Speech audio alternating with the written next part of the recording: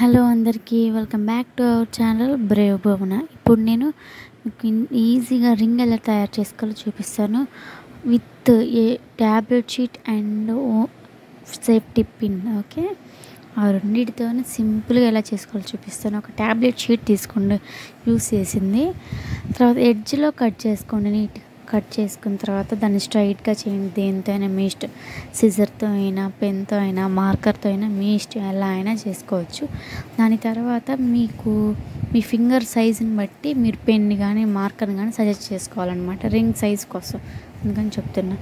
తర్వాత safety pin ఉంటుంది కదా, సేఫ్టీ పిన్ తీసుకొని దానిపైన ఉంటుంది కదా హుక్ లాగా, అది తీసేసి దాన్ని స్ట్రైట్గా చేసేసేయాలన్నమాట. ఒక పిన్ ఎలా ఉంటుంది, స్ట్రైట్గా అక్కడ ఏం లేకుండా ఆ స్ట్రైట్నెస్గా పెట్టుకోవాలన్నమాట. స్ట్రైట్నెస్ పెట్టిన తర్వాత మీ ఫింగర్ సైజ్ని బట్టి పెన్ ఆర్ మార్కర్ తీసుకోమన్నాను కదా, దాంతో ఆ ట్యాబ్లెట్ షీట్ని రౌండ్గా రింగ్ షేప్లో రింగ్ రౌండ్లో ఉంటుంది కదా, రౌండ్ షేప్లో దాన్ని కూడా సజెస్ట్ చేయాలన్నమాట. సజెస్ట్ చేసిన తర్వాత రౌండ్గా పెట్టేసి మొత్తం గ్లూ ఉంటుంది కదా, గ్లూ తీసుకొని దానికి అంటించాలన్నమాట. అంటిస్తే అప్పుడు ఇంకా మీకు రింగ్ అయిపోతుంది. మీ ఫింగర్ పెట్టుకొని చూడవచ్చు. ఇంకా ఈజీగా ట్యాబ్లెట్ షీట్తో రింగ్ అనమాట ఇది. ఒకసారి ట్రై చేయండి.